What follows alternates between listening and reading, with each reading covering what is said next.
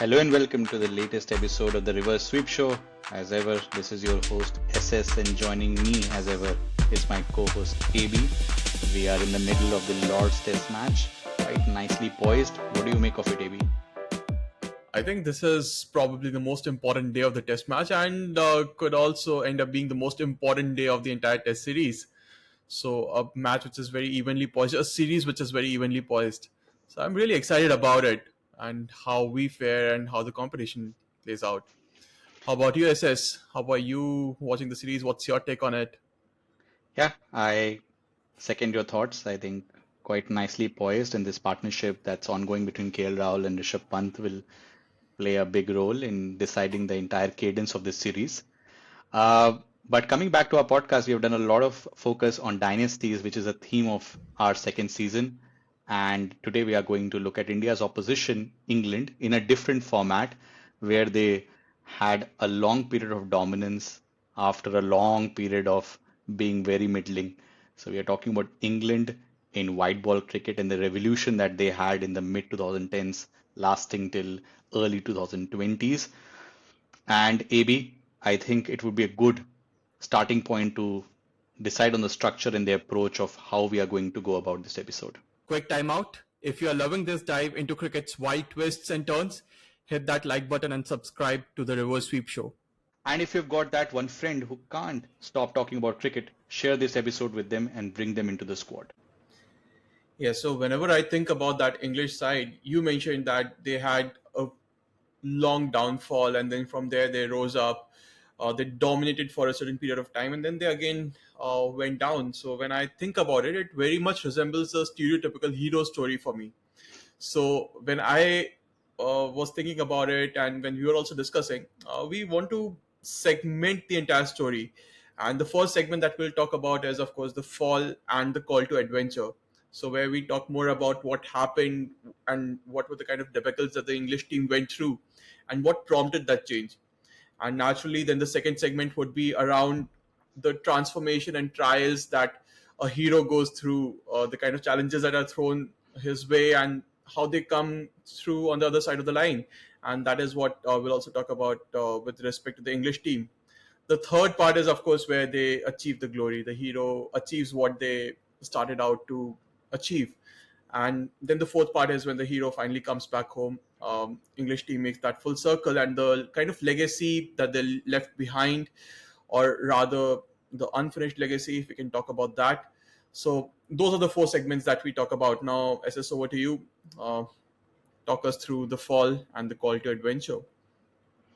Yes, so quite a nice structure for us to follow in this episode. And as I mentioned in the intro, so even though England is the home of cricket and they had a lot of World Cups being hosted in their country, I think qualified for the final in 79 and a couple of finals in I think 87 as well, 92, never winning. And then in the late 90s, 2000s, they had decent cricketers. I think Peterson, Flintoff, you will categorize them as elite white ball cricketers, but as a team, they were never winning.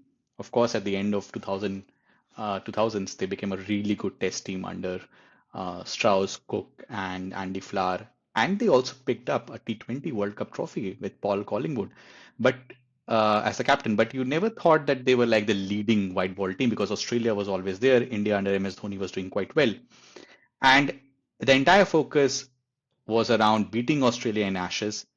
And we could see it in the programs 2003, 7, 11 World Cups. It was always after a grueling Ashes summer, and usually of the tour that England were doing to Australia. So, all resources being pumped in that direction, the approach of the management, the team selection, priming for that Ashes, which led to a lot of struggle when it came to World Cup. It wasn't in their focus. The best players were often not available, and their entire cricket structure was revolving not around ODI cricket. And that led to suboptimal performances.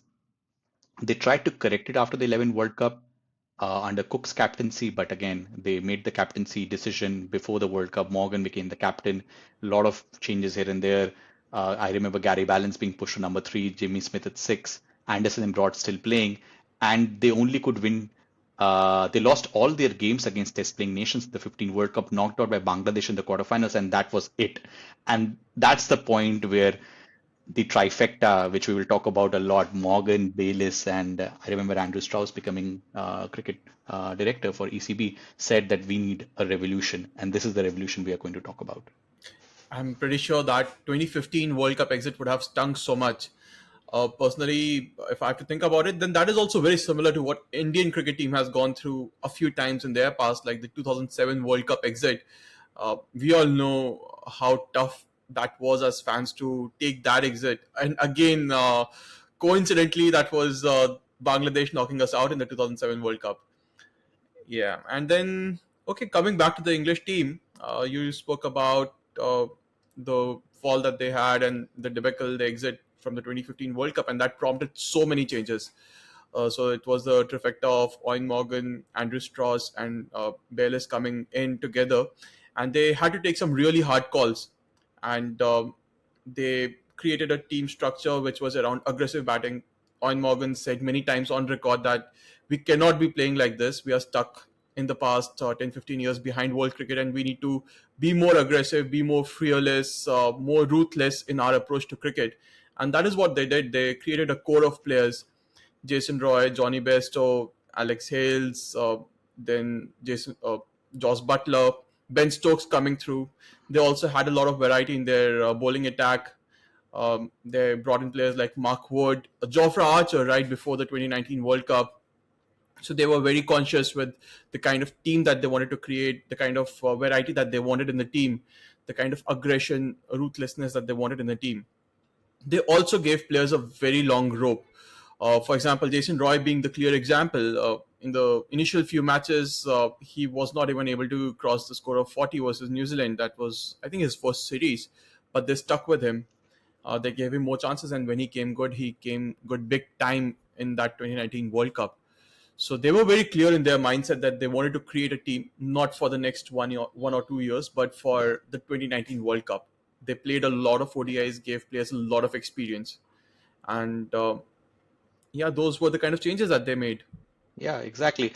And uh, they were so well backed by the experiences that their top players were getting in IPL. I mean, very few players were playing in the IPL, but whoever were playing were the most important ones because you got Bayliss and Morgan doing so well for KKR, and they brought that level of knowledge.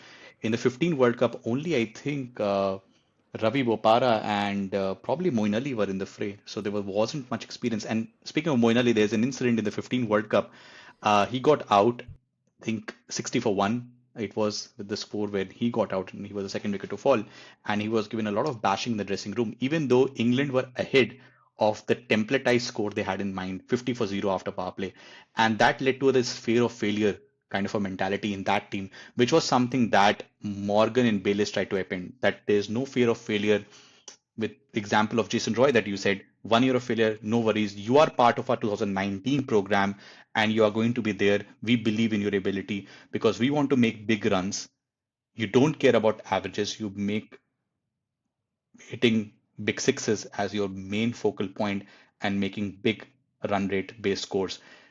The average run rate for England in the 15 World Cup was around 5.6 or something. In the 19 World Cup, it was around 6.7.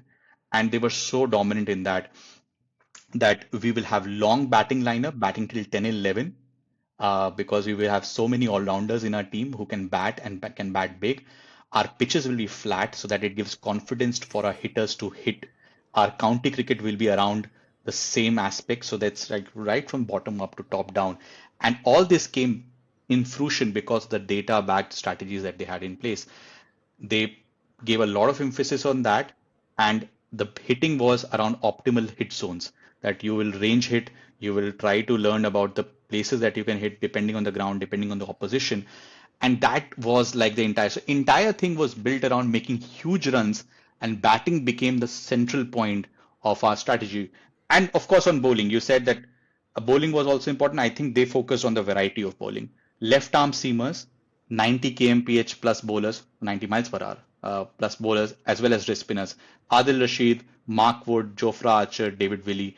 That gave so much variety that even on pitches when they were defending 320, 330, they could do because of the variety. Anderson Broad were given Tata, and then that helped them to focus on their test careers, which was also a byproduct. But the variety of bowling plus hitting and not just batting, you had anchors in Joe Root to do the job. But this entire culture, this entire blueprint change, this is a function of all the analytics plus the trifecta that we spoke of, Bayliss, And Strauss. and this is the actual revolution that English cricket brought in the white ball format, more specifically in the ODI format. This was the first time where they were probably a couple of steps ahead of what every other team was doing. At that time, for example, Indian team still had Rohit, Dhawan, Kohli playing anchors in the top order, Yeah. which meant that the most they could score was maybe 330 to 350 on a good day. English And team they on their day. Yeah, and the English realize you don't need an anchor. I mean, you need Joe Root who can play at 80 strike rate, but then coupled with everyone, if he stays by 35th over, he will also accelerate. And that means throughout your team, you have hitters and not just anchors. Absolutely. And then uh, with every team which goes through a transformation like that, SS, maybe you can also talk through the key moments that this English team had, the triumphs that they had, the bilateral series wins that they had, and also some of the challenges and big moments that they faced. I mean, the results were almost instantaneous. The first series, which they had under the full Eoin Morgan captaincy with a new template, because he was really pestering Andrew Strauss that we need to change, we need to change. They won a series against New Zealand 3-2, in which a lot of experiments were there. Adil Rashid made 68 or 70 runs at number 10. You had Jason Roy was failing, but he was given license that attack, no worries. And Hales and Roy partnership, who can forget? That is like almost like Sehwag and Pant trying to open, and they were so revolutionary. They won bilaterals against Australia and India, probably the two strongest team. Of course, who can forget that 481 they scored against Australia, like a mammoth score. They were making 350 mockery. I mean, that was a usual, that was a normal for them to make. So many sixes. You had batting depth till number 10, and not just batting, everybody can hit as well. I mean, Vokes and Willie can hit you out of the park. And then they had moments of failure which they learned a lot from. And you could see instantaneous result also that they reached the 16 T20 World Cup final. Of course, who can forget Ian Bishop saying Carlos Brathwaite, remember the name? But they were really close, England, to winning that World Cup. 17, they had the Champions Trophy at home. They reached the semi-finals, but did a block fist against Pakistan and made only 211 runs in 50 overs. And Morgan was absolutely livid that we became defensive when the biggest moment arrived. But they had this 2 year period to learn from this experience that your plan is so good, you have so much belief on your system that you just hit even when the biggest of moments come. And that is why when 19, which we will talk a lot about, is they were able to get out of it, not just fluster because it's a big match and not change the plan accordingly. But they had dominance over all the bilaterals. They were reaching deep ICC stages. And of course, now it's time for us to talk about the 19 World Cup. Yeah, definitely. And when they started, this was probably the first time in years when English team walked into a World Cup being the clear favorites. And all of us, even as fans, knew that Indian Yeah. team was strong. Australian team is always strong, but England, they are probably a few inches ahead of the lot. But then they didn't have a very good start to the tournament. ICC was the one who was making the pitches and not the Yeah. English board. Yeah. So not clearly suiting their template of play. But then this is one thing which the English team also brought in, right? They were not just hell bent on playing one way, but they were also an adaptable team. So although they lost to Pakistan and Sri Lanka in the initial phases, but they were able to make it big in their must-win matches. So this was against India and Australia. They were able to win against them, and I still very clearly remember the kind of massacre that happened in that India versus England match. That led to a lot of key strategic changes even for the Indian team. Kuldeep Yadav wasn't the same after that. Jadeja had to be brought back in. So that was the kind of fear, the kind of impact that this English team had. And when they were on song, everyone else feared. Yeah, I think pre-World Cup, Kohli made the statement that England is playing the cricket, which is the blueprint of ODI cricket. And one more facet about this team is they had belief in the system, but in terms of resources, they had developed a bunch of players. They played 89 ODIs in that cycle. That means they experimented with players, but the players that they trusted, they gave them long rope. So they had a squad, they had a bench. So when it came to making the toughest decisions, they were able to make it. If Hales was going through personal issues, they could say, Bairstow, you play the same format, you can open up with Jason Roy and you could be as commanding as Hales was.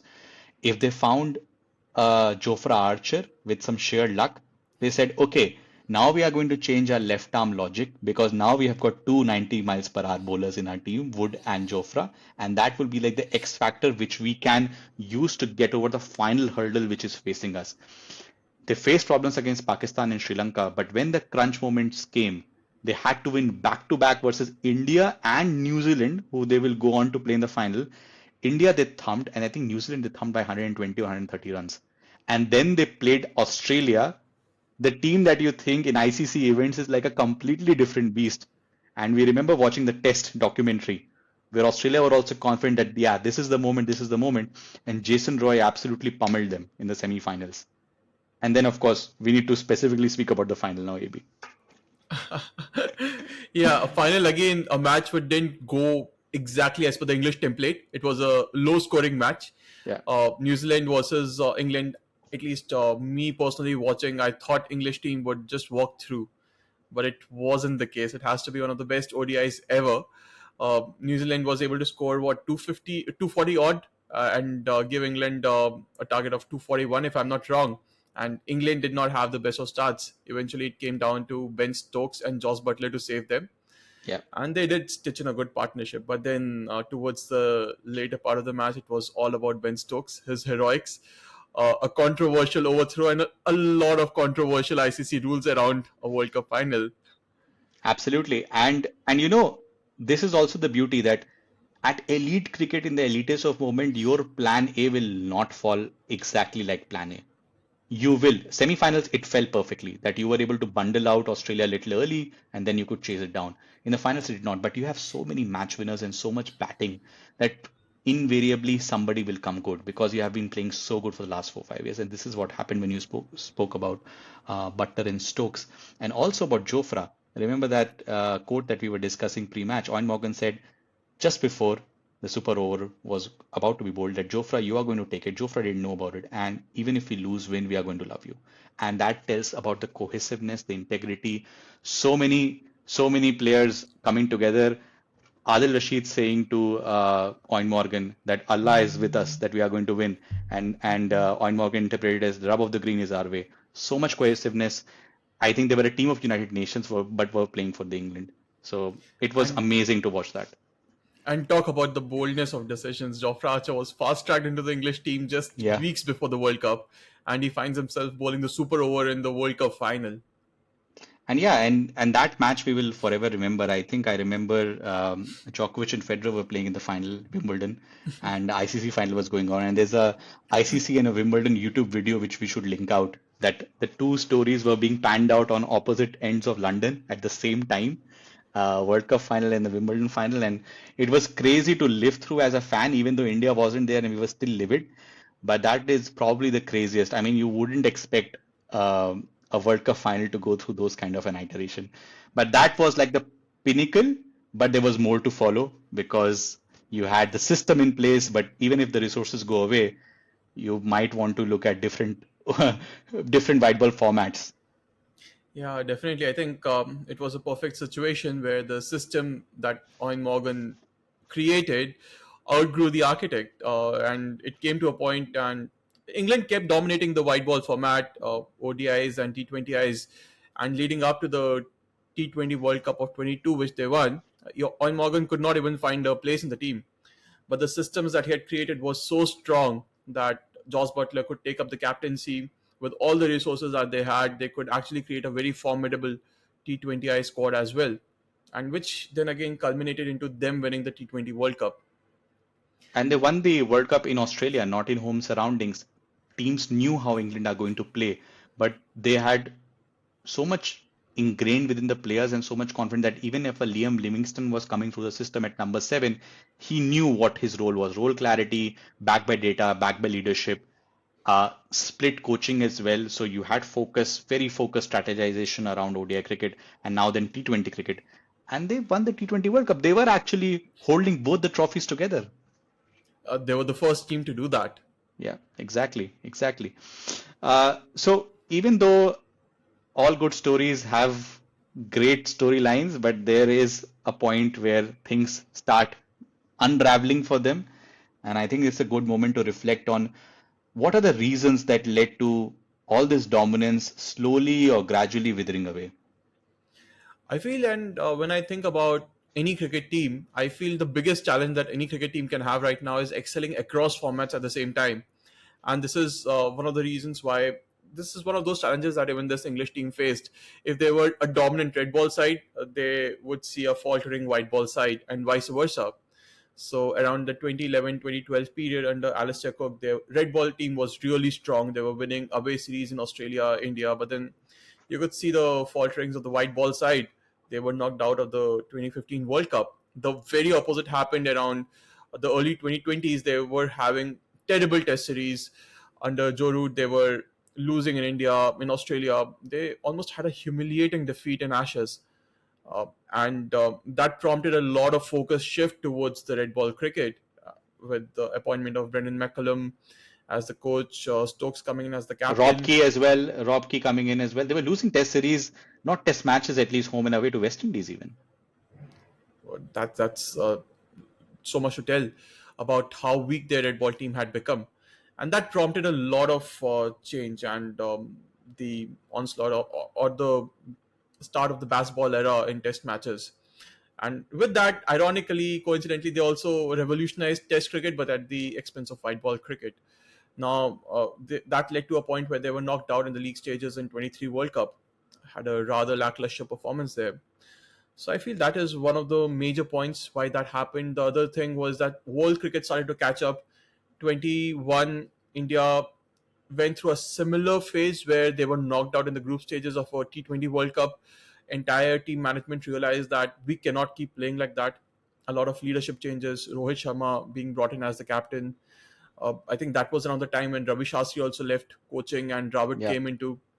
Yeah, a lot of bold decisions that Indian team also had to take, change the template of play. World cricket started catching up with England eventually. Yeah.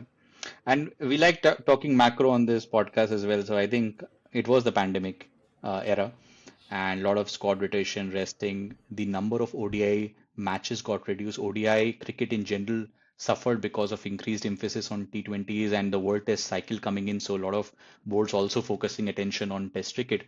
And I think WTC introduction also played a role in England, also prioritizing that. And of course, there had been a middling Test team for quite many years.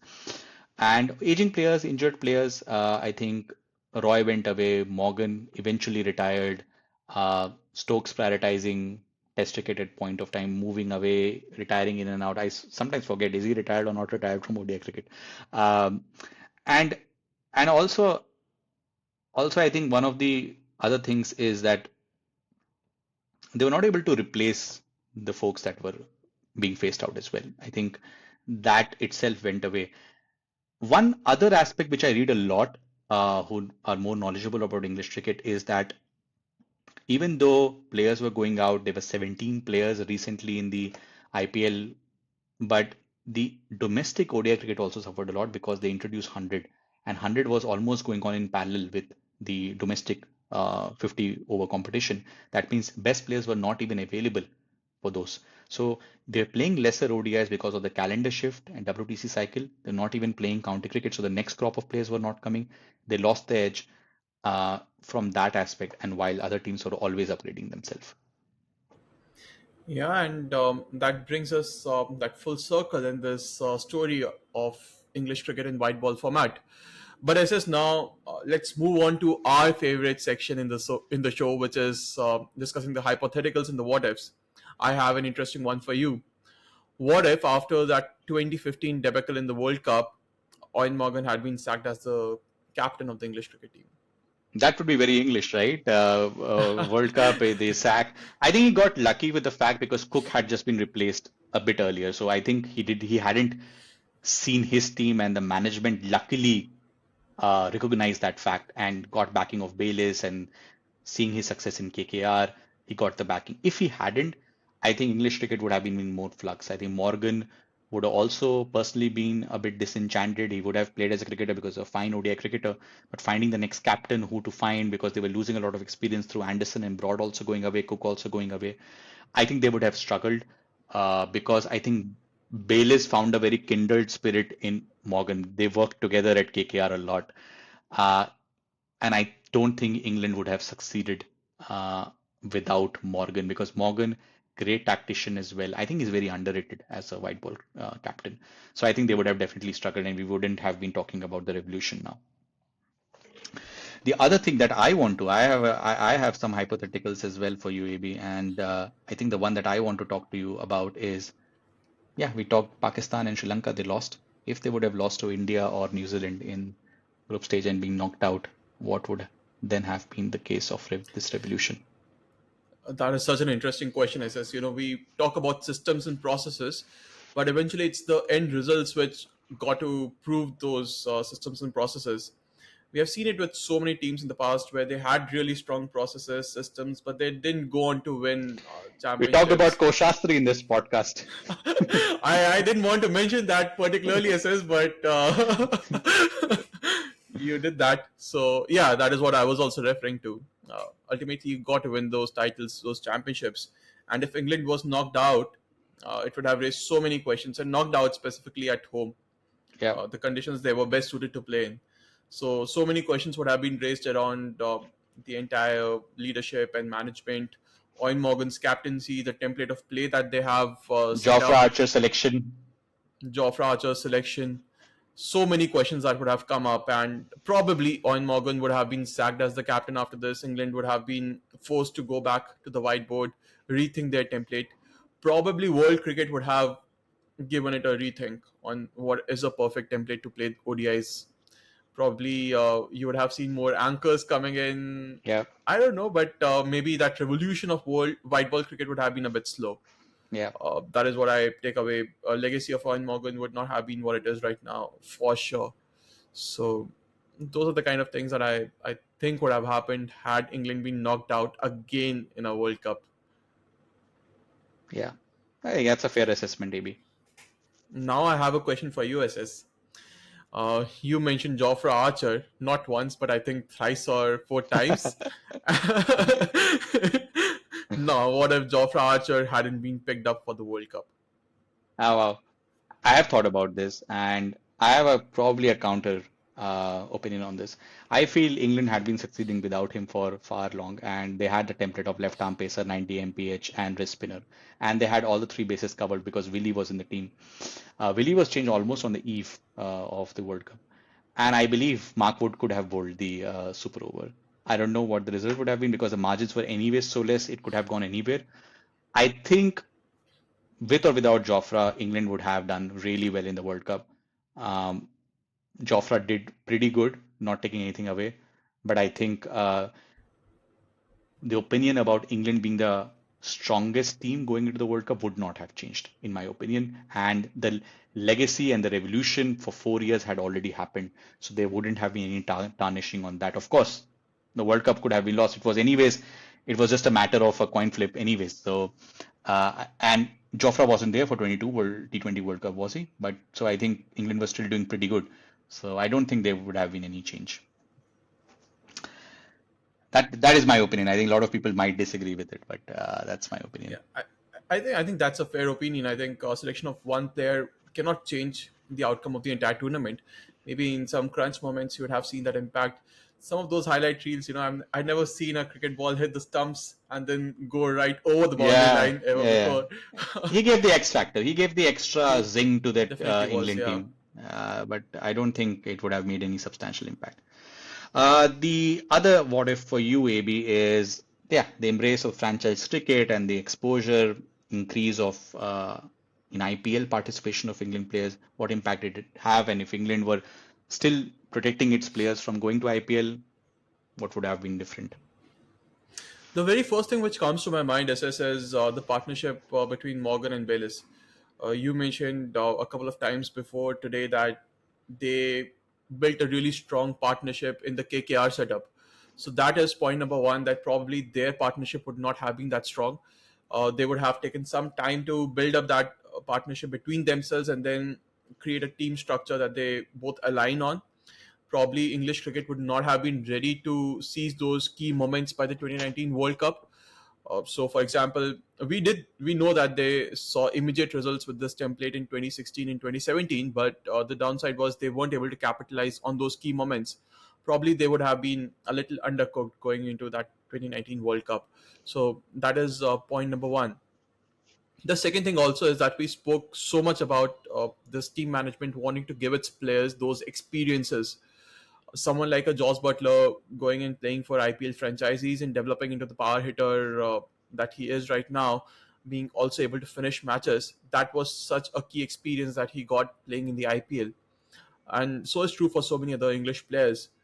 I think IPL did give them that experience of playing in those crunch moments and being able to deliver in those moments. Yeah. So, if English cricket was very protective of their players not playing in the IPL and other global franchises, I think they would have been slightly undercooked going into the 2019 World Cup. Perfect. So those were our what ifs and hypothetical scenarios. Overall, I think we can all agree that England white ball revolution is something that it still lives on in the template of other teams and how they play and approach the white ball game. Rohit Sharma opening and opening with intent in 23 World Cup, we all saw. And I think it's the template to follow anyways in ODI cricket, where it's a batting game, unlike Test cricket where you have to pick 20 wickets. And we will see more and more trying to optimize resources and hitting and not batting so much in white ball cricket. So there you have it, guys. This was today's episode on England white ball revolution and the what ifs around it. And we will be back with another episode next weekend. And from SS and AB, thank you so much for supporting us. And do like, share, and subscribe our videos on YouTube. We'll be more active there as well. And talk to you soon. Bye bye.